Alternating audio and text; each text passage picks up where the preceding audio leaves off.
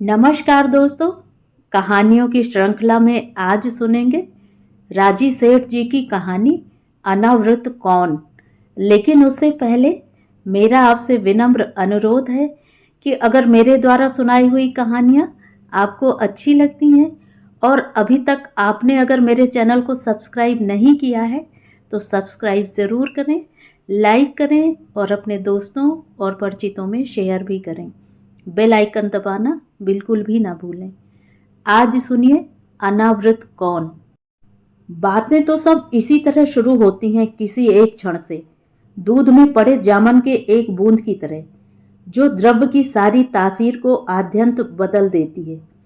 पेड़ों का इतना सघन आच्छादन देखकर क्या यह अनुमान हो पाता है कि इसके नीचे कहीं एक बीज कण ही रहा होगा। मैंने भी उस दिन इतना ही कहा था, एक वाक्य, मात्र एक छोटी सी बात। असल तो अपने ही भीतर की बाधा को शब्द दिए थे। शिमला में कैबरे देखने जाते समय, कैबरे देखते समय मुझे जैसा लगता है उसे बताने की कोशिश की थी। कहना मैंने नहीं चाहा था तब भी, इसीलिए प्रकाश से इतनी बहस की थी। बहस इसलिए नहीं की थी कि मन में कटुता थी, बल्कि इसलिए की थी कि मैं जानती थी कि प्रकाश इसे सहज नहीं लेगा। प्रकाश सदा चीजों को ऐसे ही क्यों लेता है, यह मेरी समझ में नहीं आता। क्यों सुख को छीन झपट कर वह अपने अकेले के हवाले कर लेना चाहता है। बांटने का सुख शायद वह नहीं जानता, सब कुछ हड़प लेना चाहता है। हर चीज को तोड़ मरोड़ कर अपने सुख साधन में बदल देना चाहता है। परंतु ऐसा होता है क्या, हो पाता है? सुख कितने अनजाने स्रोतों से, कितने अचानक, कितने दबे पांव आ निकलता है, वह नहीं पहचानता। कभी कविता की कोई एक पंक्ति, आंख में चमकता कोई अनकहा आग्रह, छोटी सी कोई बात, पगडंडियों पर चुपचाप चलते रहना कितना सुख दे जाते हैं। और कभी सागर के सम्मुख सुख के स्वागत के लिए लैस होने पर भी कुछ भीतर नहीं जागता। मुंह और आंखों में केवल रेत किरकिराती रहती है और सागर मुद्राओं को देखने में भी असमर्थ कर देती है। तब वहां बैठे रहने की अपेक्षा चले आने का भाव अधिक होता है। उस शाम भी होटल की ढलान से सड़क पर उतरते वह मुझे अत्यधिक उत्फुल्ल लगा था। सर्दी सी उतर आई थी। मैंने अपने कोट की जेब में हाथ धंसा रखे थे। हाथ धंसाने से मेरी बाह का जो अर्धवृत्ताकार सा बन गया था, उसी में अपनी बाह फंसाकर प्रकाश ने कहा था, तुम्हें मालूम है कैबरे की यह टीम पेरिस तक हो आई है। Just superb. एक दीर्घ हूं करके मैं चुप रह गई थी। उसका ध्यान इधर नहीं था। आज बड़ा मजा आ रहा है नहीं? कम से कम तुम पूरी की पूरी यहां तो हो मेरे साथ। मैं डर गई थी। जितनी सी उसकी पकड़ में थी उतनी भी नहीं रही। उसके चाहे बिना मैं पीछे लौट गई थी, जहां से इस प्रकार के डर का बीजारोपण हुआ था। मेरे पूरी की पूरी उसके साथ न होने का एहसास और लावा उगलती उसकी खीज। हमारी शादी हुए अभी कम ही समय हुआ था। प्रकाश की बड़ी दीदी न्यूयॉर्क से आई हुई थी 8 सप्ताह के लिए। उनके रहने तक शिमला जाने का अपना कार्यक्रम हम लोगों ने स्थगित सा ही रख छोड़ा था। इसके साथ ही घर में एक बड़ी त्रासद घटना घटी थी। प्रकाश के बड़े भैया भारत पाक युद्ध में वीर गति पा गए थे। सेना से संलग्न होने पर इस प्रकार की घटनाएं कितनी भी संभावित हों, हर किसी के मन में आशा रहती है कि अमंगल अनिष्ट जो भी होगा दूसरों का होगा, हमारा नहीं। सड़क पर होने वाली दुर्घटनाओं को हम सदा एक वाचक की तरह अखबारों में पढ़ते रहेंगे। व्यक्ति की अपने प्रति यह पक्ष धरता पता नहीं क्यों घर में एक घटा सी छा गई। मृत्यु के बाद के दिनों में तो एक तरह की भागम भाग रही। इस आकस्मिक आघात के प्रभाव को व्यस्तता से रौंदती कूटती आवागमन, संदेशों, संबंधी, भैया के बच्चे, दुख कातरता। बाद में रह गया एक अटूट सन्नाटा, जिसके केंद्र में रह गई भाभी अकेली घुटती हुई। खुलती बिलखती वह नहीं थी। शायद खुल पाने की जमीन का अभाव लगता हो यहाँ। जिया हुआ इतिहास एक सोने भविष्य के साथ होड़ लेता, उनके चेहरे की करुणा में टूटता होता। छूना हुआ नहीं कि फूट पड़ेगी, ऐसी कच्ची सी वस्तु लगने लगी थी वह। उनके दोनों बच्चे जब वापस शेरवुड चले गए तो वह भी पिता के घर चली गईं। 1 महीने बाद वह आई भी, 2.5 महीने तक रही भी थी। पापा को जब उन्होंने बताया था कि उन्होंने रायपुर पितृगृह में गैस एजेंसी के लिए अर्जी दी है और मिल जाने की संभावना भी है, तो पापा बहुत उलझे थे, छलक छलक पड़ते थे, परंतु उन्हें रोक नहीं सकते थे। संरक्षण का बरगदी आश्वासन उनके भीतर ही कहीं अटक कर रह जाता। जब याद आ जाती आंखों की उत्तरोत्तर मंद पड़ती रोशनी और लपक कर उठ पाने की असमर्थता, चेहरे पर जमे बूढ़े शैथिल्य के बीच अपनी कच्ची पनीली आंखें छिपाए वह भटका करते इधर उधर। घर में वे बड़े कठिन क्षण थे। कोरे कपड़े सा उठुंग अकड़ा हुआ मेरा नयापन और घर में कुएं से बड़े घाव को एक गहरे गुझे हुए आत्मीय स्पर्शों की आवश्यकता। मैं फूंक फूंक कर कदम रखती। बड़ा क्रूर सा लगता अपने भीतर को बाहर छलकाते होना। जिया हुआ भाभी की सदैव सजल आंखों में झूलता होता एक तरफ, और मैं अपने को यह सोचकर ढांपती होती कि जिए हुए की गंध यथार्थ की तरह चटक होती है, गहरे निशान छोड़ती है, और मुझे तो अभी जीना है। उसकी स्थिति भी है, सामर्थ्य भी, और सामने एक अदद भविष्य भी। उनके लिए तो खोए क्षणों का दंश ही दंश है। मैं संकुचित ही हुई रहती, निरावेग, चुप, यथासंभव सामान्य। आंसू शोक एकांत में वह जहां तहां छूट न जाए, इसके लिए मैं सजग रहती। उन्हें लेकर एक अबोली सावधानी मेरे भीतर जागती रहती सतत। प्रकाश कुछ घुटा घुटा सा रहता था, मेरे इस आरोपित संयम से पूरी तरह अप्रसन्न, आंखों के आग्रह फेंकता रहता खुलेआम। इस आंख से उस आंख की यात्रा में किसी दूसरे द्वारा झपट लिए जाने के अंदेशे से तो मैं उसके संदेशों को अनदेखा कर देती। एक विश्वास के कमरे में जाकर उसे शांत करने में कठिनाई न होगी, पर कठिनाई होती थी।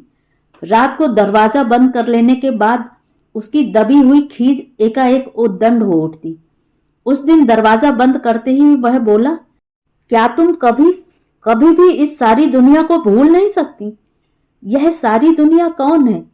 इस सारी दुनिया के घेरे में इस समय तो भाभी ही हैं, वह भी मेरी नहीं, प्रकाश के भाई की पत्नी।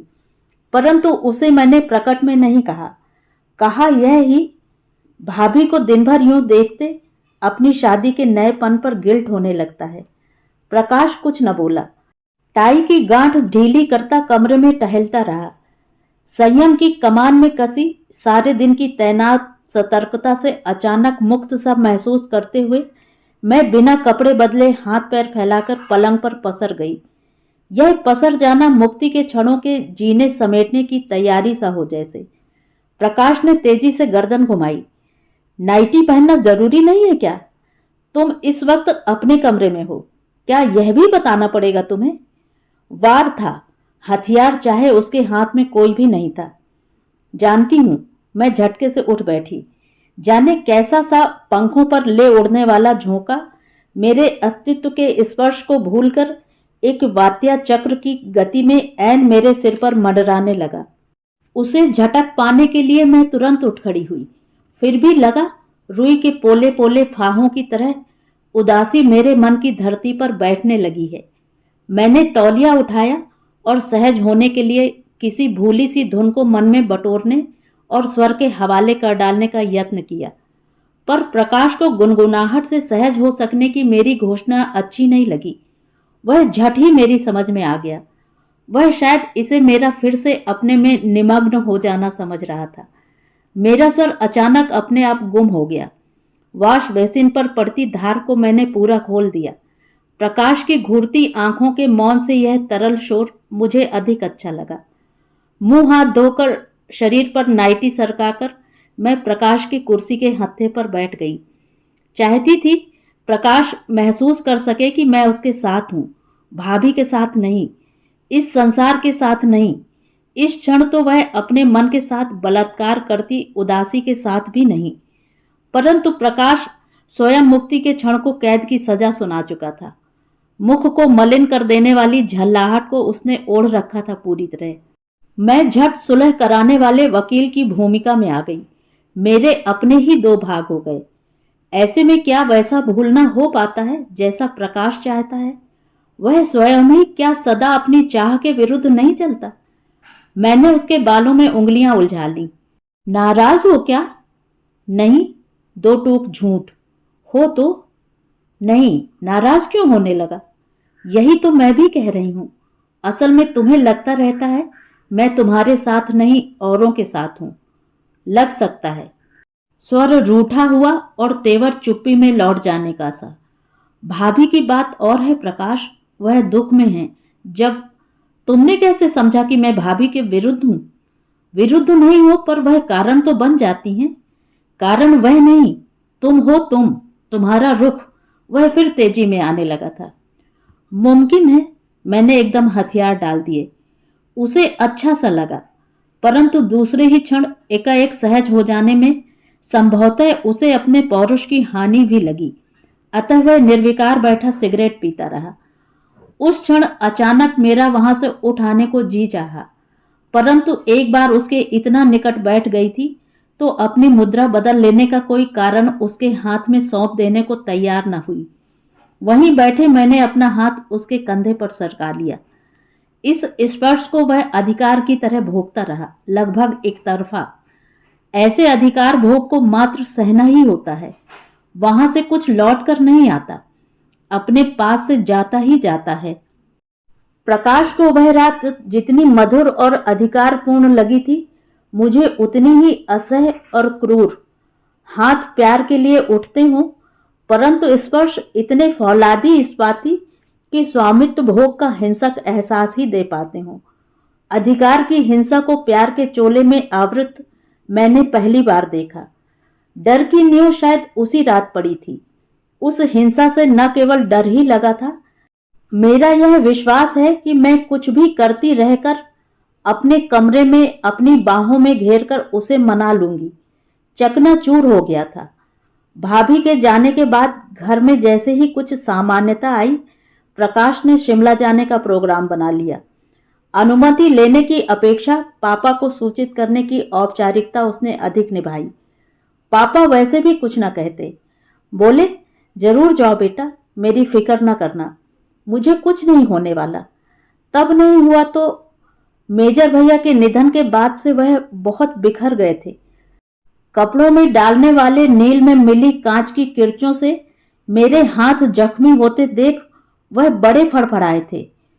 ओह, क्या इसी देश के लिए मेरा बेटा मारा गया? तब पापा की आंखों के सफेद पनीले कोए फड़फड़ाने लगते थे और उनके होंठ नियंत्रण की कमान के नीचे कांप कांप उठते थे। वह कमजोरी का क्षण। पापा को बिखर पाने की कितनी कठिनाइयां थीं। मम्मी होती तो कितना धीरज देने वाली होती है। कटीले रास्ते में 4 कदमों की साथ साथ यात्रा। मेरे मन में कहीं कुछ अचानक उमड़ आया। मेरा जी चाहा मैं प्रकाश से लिपट जाऊं। प्रकाश, इस सहयात्रा के आश्वासन के बिना जीवन कितना अधूरा है। परंतु बात शुरू हो पाती है मन में छूटे हुए छोर से। प्रकाश, पापा बेचारे कितने आकुल हैं, एकदम अकेले भी तो पड़ जाते हैं। प्रकाश ने कुछ क्षण रुककर उत्तर दिया, हाँ पढ़ तो जाते हैं। कल से मंगल कोठी के अंदर रहेगा। वह तो है, परंतु मंगल कितना भी घरेलू हो, है तो नौकर ही। तुम कहीं शिमला न चलने का केस तैयार तो नहीं कर रही हो? एक तलखी उसकी आवाज में पारे के स्वभाव की तरह चमकी। नहीं भाई, मैं भी चिढ़ गई, पर पापा के इस दुख में बिल्कुल अकेले पड़ जाने पर ध्यान तो जाता ही है। ठीक है, पर क्या किया जा सकता है? हम लोग 10-12 दिन में तो आ ही जाएंगे। यूं सोचो तो यह संयोग की बात है कि हम यहाँ हैं। मेरी पोस्टिंग कहीं और भी हो सकती थी। होती तो पापा हमारे पास रहते। ओह नो, वह यह कभी पसंद न करते। उन्हें इस तरह लदना पसंद नहीं, और वह इस घर को जी जान से प्यार करते हैं। तब की बात छोड़ो प्रकाश, इस तरह की ठोकरों से आदमी का जीवन टूट जाता है। अपनी जवानी में ऐसा बुढ़ापा क्या पापा सोच पाए होंगे? और फिर यह घर रह ही कहाँ गया है। You are इनकॉर्जिबल। प्रकाश ने हाथ की मैगजीन टेबल पर पटक कर कहा, तुम्हें सोशल वर्कर होना चाहिए था। इतने गहरे आवेश की वजह न समझ पाने के कारण स्तब्ध हो जाना ही अधिक हुआ। सह यात्रा के आश्वासन का एक नन्हा सा आवेग जो पापा की यातना से शुरू होकर प्रकाश के कंधों पर बिखर जाने के लिए ललक उठा था, वहीं फ्रीज हो गया। किस सूत्र से प्रकाश को पाना होगा, यह सोच मेरे मन में कुलबुलाती रही। शिमला आ जाने पर 3-4 दिन खूब अच्छे बीते थे। स्वामित्व और एकांत अधिकार की धूप में सिके हुए कुरकुरे, भीतर तक सीलन का कोई निशान बाकी नहीं। प्रकाश बहुत बहुत खुश था, उदार भी हो लेता था, अच्छा लगता था। उसे झेलने पाने की आकांक्षा जागती थी। जीने का क्रम ऐसा ही रहे, धूप से सिका सीलन रहित। पर जीवन में पहाड़ों की एकांत घाटियों में धन देकर खरीदी हुई होटली सुविधाएं ही तो नहीं है। उसमें मैं ही नहीं, केवल प्रकाश ही नहीं, जराग्रस्त पापा भी हैं, दुख से टूटी हुई भाभी भी हैं, उनके पितृहीन बच्चे भी हैं, रास्तों पर अचानक साथ चल निकलने वाले जाने अनजाने उत्तरदायित्व भी हैं। कोई सड़क ऐसी नहीं है जहां दो व्यक्ति आबाद चलते रह सकते हों। क्षण भर को लगा यह सुख एकदम भुलावा है, छलना है। कमीज के बटन बंद करता प्रकाश बोला, किस सोच में पड़ी हो? कुछ नहीं, सच में कुछ भी नहीं। कुछ तो कुछ नहीं, यूं ही क्या कभी कोई चुप नहीं हो जाता? मन पर आया हल्का सा बादल मैंने सयत्न समेट लिया। प्रकाश आज कुछ अतिरिक्त रूप से उत्साहित था। सेसिल में कैबरे देखने का प्रोग्राम बनाया था उसने। अपना परिधान तक चुनने की स्वतंत्रता उसने मुझे नहीं दी थी। मैंने उसे छेड़ते हुए कहा भी था, वहां मुझे देख पाने का समय कहाँ होगा तुम्हें? Oh, I shall get more wild for you, for you, for you only, जैसे किसी धुन पर नाच रहा हो। होटल की ढलान से उतरते समय वह मुझे लगभग खींचता हुआ ही सड़क पर लाया, बार बार कैमरे की टीम का बखान करता। अपने ओवरकोट की जेब में मैंने हाथ धंसा रखे थे। मेरी बाह के अर्धवृत्ताकार में अपनी बाह उलझाकर वह उत्साह से बोला, आज बड़ा मजा आ रहा है, नहीं? कम से कम तुम पूरी की पूरी यहां तो हो मेरे साथ। मैं डर गई थी, छिटक गई थी। पूर्व स्मरण की एक बोझिल खेप जब तक मेरी चेतना से होकर गुजरी, उतने क्षण मैं शायद चुप रही होंगी। अपने उत्साह के अनुपात में मेरा मौन शायद उसे भला न लगा होगा। तभी तो उसने उससे पूछा, क्या बात है, तुम कुछ मूड में नहीं लगती? कोई बात नहीं, यूं ही। बताओ ना, उसने मुझे एक लड़ियाता हुआ आश्वासन सौंपा। यूं ही, मुझे डर सा लग रहा है। डर? कैसा डर? उसने ठहाका मारा। हम अकेले सड़क पर चल रहे हैं क्या? नहीं, यह नहीं, तो फिर? मैंने कुछ क्षण उसे तौला, फिर उसकी जिद से अघा कर कह दिया, मुझे कैबरे में जाने से डर लगता है, घबराहट भी। डर? घबराहट? जैसे उसने आकाश को सड़क पर अपने पांव चलते देख लिया हो। इसमें डरने की क्या बात है? पहले कभी देखा है तुमने? हाँ, एक बार। तो क्या दिक्कत है? देखा है तभी तो दिक्कत है। मुझे लगता है मैं ही अनवरत हुई जा रही हूं। What nonsense! प्रकाश छिटक कर सड़क के किनारे खड़ा हो गया था। वहां जाने से पहले तुम्हारे दिमाग की धुलाई जरूरी है। आक्रामक तेवर में वह आए, मेरी कोई इच्छा नहीं थी। मैंने उसे धीरे से कहा, यह कुछ ऐसा है जिसे मैं तुम्हें समझा नहीं सकती। कैबरे देखते मुझे लगता है कि केवल मैं ही नहीं, आसपास की संसार की सभी स्त्रियां अनावृत होती जा रही हैं। एक एक करके उनके कपड़े झड़ते जा रहे हैं और तुम सब उन्हें देख रहे हो, आंखें गड़ाए वहशियों की तरह। कितना घृणित लगता है मुझे यह सब। Shameful, disgusting, foolish, foolish, foolish. तुम कितनी बेवकूफ हो निरी। उसके नंगे होने से तुम कैसे नंगी हो जाती हो? मैं नहीं समझा सकती प्रकाश। सबकी देह, सबकी एनाटॉमी, सब कुछ उघड़ जाता है मेरे सामने। वैसे कौन इसे नहीं जानता? जानते हैं सब। फिर भी हर बाप बाजे बजाकर अपनी बेटी को दामाद के हाथ सौंपता है, जानते हुए कि सारे हिसाब में एनाटॉमी का भी हिसाब होगा। फिर भी कोई पर्दा, यह कहते हुए मुझे इस बात का एहसास पूरा था कि मेरी आवाज में एक ऐसी तलखी कांप रही है जिसकी प्रतिक्रिया प्रकाश पर अपने स्वभाव के अनुसार चौगनी होने वाली है। वह यूं भी किसी चीज को सहज नहीं लेता। अतः मैंने तर्क की अगली कड़ी को असहायता में मोड़ते हुए नरमाई से कहा, मैं मूर्ख हूं प्रकाश, डर लगता है मुझे। सारी दुनिया। प्रकाश का कठिन होता चेहरा देख मैं अचानक चुप हो गई। वह चाहता तो थोड़ा आश्वासन दिलासा देकर मुझे ले चलता, परंतु वह मेरी बांह पकड़कर बोला, तो चलो, वापस चलो। कड़वी कठिन आवाज। क्यों? वापस क्यों? इसका यह मतलब तो नहीं कि हम कैबरे देखने न जाएं।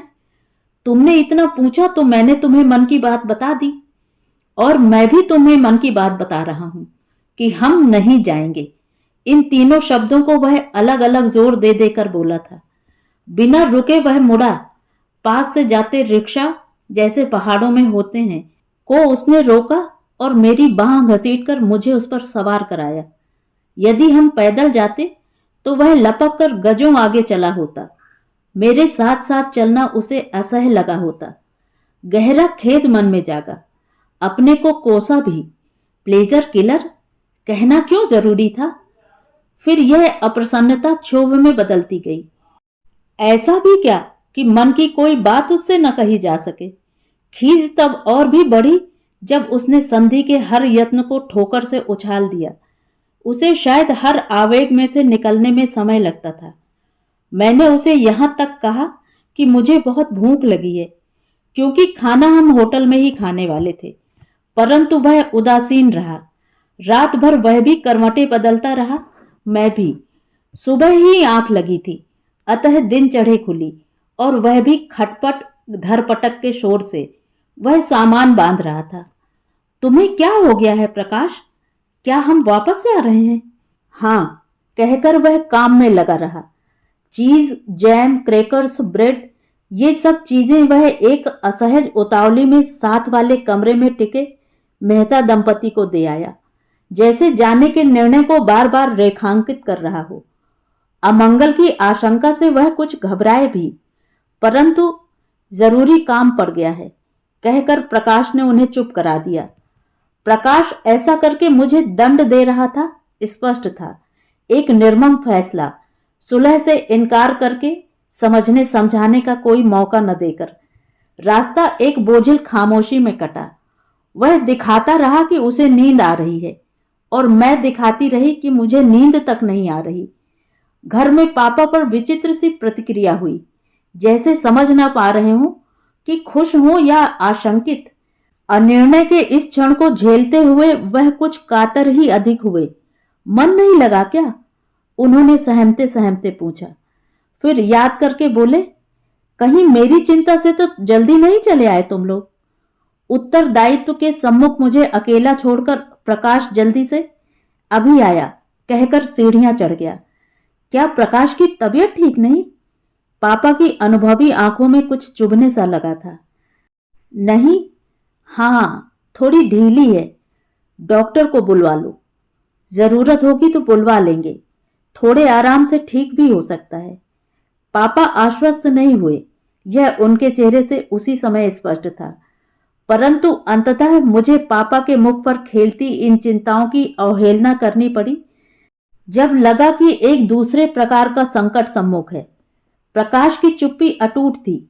वह घर में उतना रहता जितना आवश्यक होता, बातचीत जितनी होती खाने की टेबल पर, यह जताते हुए कि यह कृपा पापा की उपस्थिति के कारण मुझे दी जा रही है। 2-4 दिन ऐसे ही चला। मेरे मन को यह बात दिलासा दिए रही कि कोई भी बात अपनी आवेगात्मकता के अनुपात में समय के साथ मध्यम पड़ जाती है। भीतर एक सहज विश्वास भी था कि कभी किन्हीं शांत क्षणों में समझाया जा सकेगा कि मेरा दृष्टिकोण, उसका दृष्टिकोण या किसी का भी दृष्टिकोण स्वीकार लेना आवश्यक नहीं, पर समझना आवश्यक है। अपना नहीं तो दूसरे का मानकर उसे समझा जा सकता है, और उसकी दूसरे के व्यक्तित्व के साथ एक संसिद्धि भी देखी जा सकती है। प्रकाश के भीतर दृष्टिहीन क्रोध था, जिसे जमता देखकर अपने भीतर आकार लेती गांठ में अपनी उंगलियां धंसाए रखने का यत्न मैं करती रही। कड़वाहट मेरे मन में थी तो प्रकाश की ओर से शीत युद्ध की स्थिति बनाए रखने के कारण। उस दिन नहीं रहा गया तो मैंने आंखों पर ढके उसकी बाह को बलात् हटाने की कोशिश करते हुए कहा, तुम थक नहीं गए प्रकाश? उसने अपना हाथ छुड़ाकर करवट बदल ली। ऐसे रह पाना कितना मुश्किल है, आखिर यह कब तक चलेगा? तुम्हारी मेहरबानी रही तो इस बात पर नहीं तो किसी दूसरी बात पर चलेगा। चुभा तो सही, फिर भी उस अंतराल के बाद उसके कुछ भी बोलने की स्थिति सुखकर लगी। समझ जाएंगे तो किसी बात पर नहीं चलेगा, समय तो लगता ही है। नहीं, या तो पूरा समझा जा सकता है या बिल्कुल भी समझा नहीं जा सकता। तो पूरा समझ लो या समझा दो। न जाने कहां से आमोद का भाव मेरी जबान पर चढ़ गया। नामुमकिन, तुम्हारे साथ एकदम नामुमकिन। You always make me feel small. तुम्हारे आतंक में मैं नहीं रह सकता। हर वक्त यह समझाया जाना कि मैं गलत हूं, सिर्फ मैं ही गलत हूं। तुम्हारे सो कॉल्ड सिद्धांतों की मुझे परवाह नहीं। तुम you can take them away with you, I damn care. आहत हुई भी थी तो भी हाथ आए सिरे को छोड़ देना मैं नहीं चाहती थी। मेरे उस दिन के कहने से तुम यही समझे हो? मैंने प्रश्न ही किया। वह भड़क उठा। हाँ, तुम्हारी समझ मेरी समझ नहीं हो सकती। भगवान न करे कभी हो। होटल में नाच करती जूली मेरे लिए तुम नहीं हो सकती। It's absurd. मैं नहीं सह सकूंगा ये सब बेतुकी बातें। सारा ट्रिप चौपट कर दिया। किसी अप्रत्याशित कुंठा ने मुझे समूचा जकड़ लिया। आगे बढ़कर प्रकाश को छेड़ सकने का साहस टूट सा गया लगा। विश्वास यदि नहीं टूटा तो शायद अपने स्वभाव के कारण। अति किसी बात की मुझे कभी नहीं भाती। एक बेगानापन घर करने लगा। 2 दिन 3 दिन बीते। प्रकाश वैसा ही जैसे एक बंद ज्वालामुखी। मैंने एक दिन अघाकर कहा, मैं घर जाऊंगी। जाओ। मैंने कहा, मैं घर जाऊंगी। मैं कह रहा हूं जाओ, मुझसे नहीं पापा से पूछो। मैंने अपनी अटैची भरनी शुरू की। प्रकाश ने पलटकर देख तो लिया पर कुछ न बोला। पहला जोड़ा रखते समय कोई अनचीनी प्रत्याशा मन में थी, पर वह बनी न रही। एक के बाद एक रखे जाने वाले जोड़ों के ढेर में उसकी कब्र बनती गई। उसके घुट जाने से एक ठंडा ठोस साहस जाग गया और चुनौती बन गया। अटैची का कवर बंद करते सभी प्रत्याशाओं के मुंह ढक गए, जिन्हें किसी तेज नुकीली आवाज के बिना अनावृत करना कठिन होता है। माँ बाबूजी को समझाने में कठिनाई नहीं हुई थी कि आने की पूर्व सूचना क्यों नहीं दी। सरप्राइज देकर खुश करना चाहती थी। सुनकर वह संतुष्ट हो गए थे, बल्कि पूछा भी, इस चूहल से ससुराल में कैसे काम चलता है? वहां चूहल है कहां? मैं कह तो गई पर झट जोड़ दिया, असल में मेजर भैया के कारण सब ठंडा पड़ा रहता है। माँ जाने क्या क्या कब कब की किस किस की बातें सुनाती रहीं। 2-1 दिन तो मैं जी भर कर सोई, जैसे अचानक वर्षों बाद राहत मिली हो। बाद में उस राहत में फांस लगने लगी। कोई पत्र नहीं, पैगाम नहीं। माँ ने पूछा तो कह दिया, प्रकाश से शर्त लगाकर आई हूं कि कितने दिन पत्र के बिना रहा जा सकता है। माँ उस समय गंभीर नहीं थी, फिर भी उन्होंने बहुत गहरी आंखों से मुझे देखा। माँ, असल में हुआ ऐसा, और आगे कुछ न कुछ आए बाएं। उस रात डर लगा था कि यदि स्थिति यूं ही बनी रही तो। कल्पना आतंकित करने लगी। मैंने उसी दिन प्रकाश को एक पत्र लिखा, फिर एक एक 2-2 दिन के अंतराल में लिखती रही, परंतु कोई उत्तर न आया। और एक दिन अचानक सुबह सुबह पापा आ पहुंचे। माँ बाबूजी एकदम अचंभे में आ गए और एकदम व्यस्त से हो उठे। पापा ने भीतर तक मुझे देखा, शायद मेरी आंखों में फड़कती याचना कातरता भी। झट बोले, जब से गोविंद गुजरा है मैं घर से नहीं निकला, सोचा मैं ही बहू को लिवा लाऊं। मैं भीतर तक छलछला गई। ओह पापा, पापा! मैं पैर छूते छूते उनके साथ सट गई। और बेतहाशा रो पड़ी। जानता हूँ बेटी, तू सामान बांध, हम लोग कल सुबह चलेंगे। माँ बाबूजी एकदम व्यस्त हो गए थे। बाबूजी अधिक, हर घड़ी पापा के साथ साथ, उनके प्रति चिंतित और आतिथ्य के लिए सजग। आओ भगत की इस सतर्क हाजिरी से मैं ऊब सी गई थी। दोपहर के खाने के बाद पापा के लिए बैठक में तकिए लेकर जाते मैंने पापा से एकाएक पूछ लिया, पापा, क्या आपको प्रकाश ने भेजा है? पापा एक क्षण कुछ न बोले, फिर भांपते हुए कहा, मेरा सोचना ठीक था। तू प्रकाश से लड़कर आई है। Very very obstinate boy. उससे झगड़ा करके कुछ नहीं मिलेगा बेटी। दीवार से सिर मारने से अपने ही सिर पर चोट लगती है।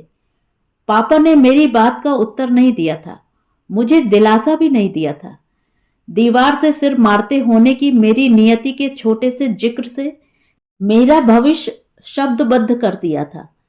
एक कड़वा सा आक्रोश मेरे भीतर जाग गया। मैंने फिर कहा, आपने मेरी बात का उत्तर नहीं दिया। पापा, क्या आपको प्रकाश ने भेजा है? क्या उसने मुझे लिवा लाने को कहा है? पापा खामोश रहे, फिर बहुत गहरी सांस खींचते हुए बोले, नहीं बेटी, प्रकाश ने मुझे नहीं भेजा। मैं अपनी इच्छा से तुम्हें लिवाने आया हूं। चाहता तो मैं झूठ बोल सकता था, पर जिस बात का तुम्हें जाकर सामना करना है, उसे छिपाने से क्या लाभ। चल बेटी, बहुत ना सोच। पापा यद्यपि सामने ही बैठे थे, फिर भी उनका चेहरा क्षण भर को मेरे सामने से गुम हो गया और प्रकाश स्थानांतरित हुआ। क्षोभ, आक्रोश, मानहानि, एक तपता हुआ तीर सा वाक्य मेरे मुंह में छटपटाया, मुझे आपके साथ तो नहीं रहना है जन्म भर। परंतु वैसा वाक्य ऐसे पापा से नहीं कहा जा सकता था। खिसियाकर मैंने कहा, आपको कुछ पता भी है पापा? कितनी छोटी सी, कितनी सड़ी गली बात पर मैं फूट पड़ी।